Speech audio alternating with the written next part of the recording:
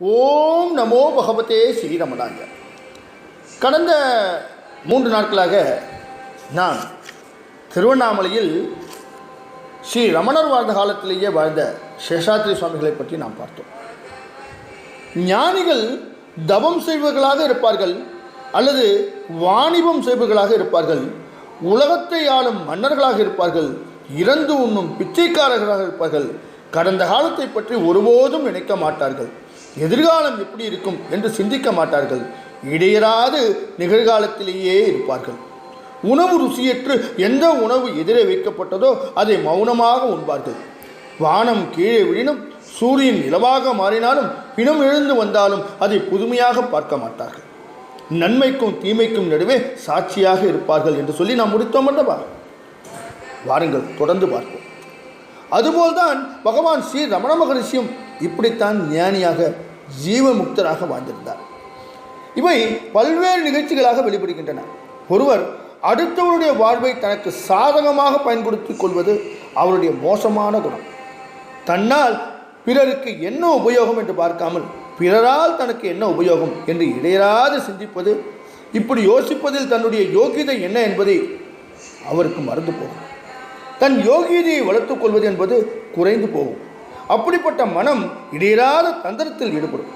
தந்திரத்தில் ஈடுபட்ட மனம் அமைதியாக இருக்காது. அமைதியாக இல்லாத மனம் தன் குற்ற உணர்ச்சியை மறைக்க ஆரவாரமாக பேச ஆரம்பிக்கும். ஆரவாரமாக பேசுவது மிக எளிதாக அடுத்தவருக்கு புரிந்து போய் அது மிகப்பெரிய ஆபாசமாக காட்சியளிக்கும். தான் ஆபாசமாக காட்சியளிக்கின்றோம் என்பது கூட தெரியாமல் தொடர்ந்து அவர்கள் ஆரவாரமாக இருப்பார்கள். மாமனார் வாங்கி தந்த மோட்டார் சைக்கிளை தானே சிரமப்பட்டு வாங்கியது போல் நண்பர்களிடையே பறையடித்துக் கொள்வது, அவர்கள் மோட்டார் சைக்கிளை பாராட்ட அதை கொண்டாட மாமனாரிடம் கார் கேட்கலாமே என்று தோன்றும். கேட்கவும் செய்யும். கேட்கிற போது கார் கிடைக்கலாம், கூடவே ஏன் இப்படி கேவலமாக இருக்கின்றான் இவன் என்று அவர் சொல்லுக்கும் ஆளாகலாம். அவர் சொல்லுக்கு ஆளாகிறோம் என்பது அமைதியாக இருந்தால்தான் புரியும். அப்போதுதான் அதிலிருந்து மீள முடியும். 1908 பகவான் ஸ்ரீ ரமணர் விருபாட்சி குகையில் வாழ்ந்து வந்தார். அந்த குகைக்கு அருகே பாலானந்தர் என்கின்ற இன்னொரு சாதுவும் இருந்தார். பாலானந்தருக்கு பல மொழி அறிவுகள் இருந்தது. பல நூல்களை கற்றவர், சாமர்த்தியசாலி. தனக்கு பலவிதமான சக்திகள் இருப்பதாக எதிராளியை எளிதில் நம்பச் செய்கின்ற தந்திரசாலி. முக்காலம் அறியும் ஞானம் இருக்கின்றது என்பதை தன்னை தேடி வருபவர்களுக்கு சொல்லி அவர்களிடமிருந்து காசோ பொருளோ வாங்கிக் கொள்கின்ற எண்ணம் உடையவர். அதை மிகப்பெரிய சாமர்த்தியம் என்று கருதி கொள்வார். விருபாட்சி குகைக்கு பகவான் ரமண மகரிஷி வந்தார். அப்போது அவரை பிராமண சுவாமி என்றுதான் மக்கள் அறிவார்கள். திருவண்ணாமலைக்கு வந்து ஆலய தரிசனம் முடித்து மலைக்கு மேலே பக்தர் கூட்டம் வரும். மலையில் உள்ள சாதுக்களை நமஸ்கரித்து விட்டு தன்னால் என்ற உணவுகளையும் பணத்தையும் கொடுத்துவிட்டு போகும். இதற்காக அந்த மலையில் வாழ்கிற பல சாதுக்கள் ஆவலாக காத்திருப்பார்கள். மலையேறி வருபவர்களை மடக்கி இங்கு வா, என்னிடம் வந்து பேசு என்று வலிய போய் உட்கார வைப்பார்கள். பிராமண சுவாமி என்று அழைக்கப்பட்ட பகவான் ரமண மகரிஷி வந்த பிறகு இந்த மாதிரியான சாதுகளுக்கு வரும் கூட்டம் குறைய தொடங்கியது.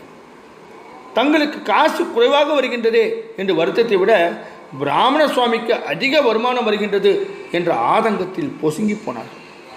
பகவான் ஸ்ரீ ரமண மகரிஷிக்கோ வரும் பொருட்கள் பற்றியும் பணம் பற்றியும் எந்த சிந்தனையும் கிடையாது. இந்த பட்டற்ற தன்மையையும் அவருடைய ஆழ்ந்த மௌனத்தையும் பாலானந்தர் அருமையாக உபயோகப்படுத்தி கொள்ள தீர்மானித்தார். உள்ளே இருக்கிற குழந்தை என்னுடைய சிஷ்யன்தான், அதற்கு வேண்டுவன கொடுங்கள். குழந்தாய், அவர்கள் கொடுப்பதை தட்டாதே, நான் சொல்கின்றேன் வாங்கிக்கொள் என்று உத்தரவிடுவதை போல அலட்டுவார். பகவானுக்கு வந்த பொருட்களை தாராளமாக கையாள்வார். பகவானுக்கு இந்த சாதுவின் பலவீனம் தெரிந்தே இருந்தது. ஆனாலும் அதை பற்றி எந்த விமர்சனமும் இல்லாமல் அதற்கும் தனக்கும் எந்த சம்பந்தமும் இல்லை என்பது போல மௌனமாக இருந்து விடுவார். இந்த மௌனத்தை இன்னும் அதிக அளவில் தனக்கு சாதகமாக உபயோகித்துக் கொள்ள தீர்மானம் செய்தார் பாலானந்தர். தொடர்ந்து என்ன நடந்தது என்று நாளை பார்ப்போமா? ஓம் நமோ பகவதே ஸ்ரீ ரமணாய. ஓம்